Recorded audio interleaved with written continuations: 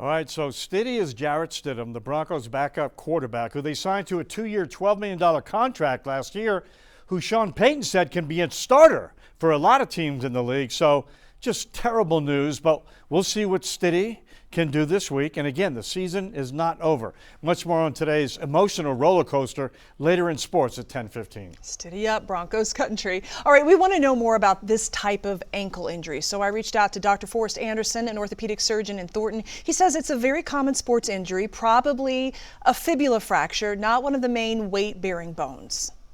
How remarkable is it that Bo Nix played through those last few plays with a broken ankle?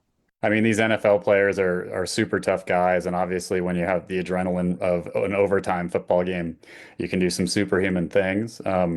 It does kind of tell us a bit about the injury. Realistically speaking, what kind of recovery timeline are we looking at here?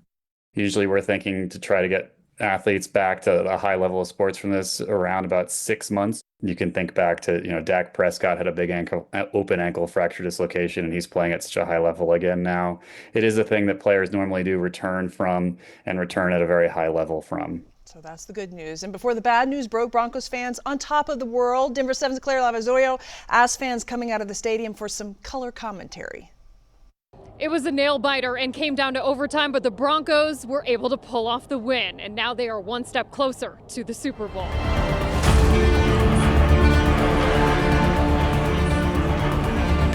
A wild win for Broncos country. This is the best feeling right now. This is the best feeling right now. To be a Bronco fan, best feeling. The crowd was rocking. It was unreal. Overtime. We needed a big win. We finally got one. I grew up watching the Broncos, the Elway era. Now enjoying this with my son and him coming to the playoff games. Woo! We're alongside fans after a heart-stomping Saturday at Empower Field and a thrilling ending in overtime against the Bills. To be honest, I thought the Bills had it for a second. It was stressful. It didn't need to be that stressful.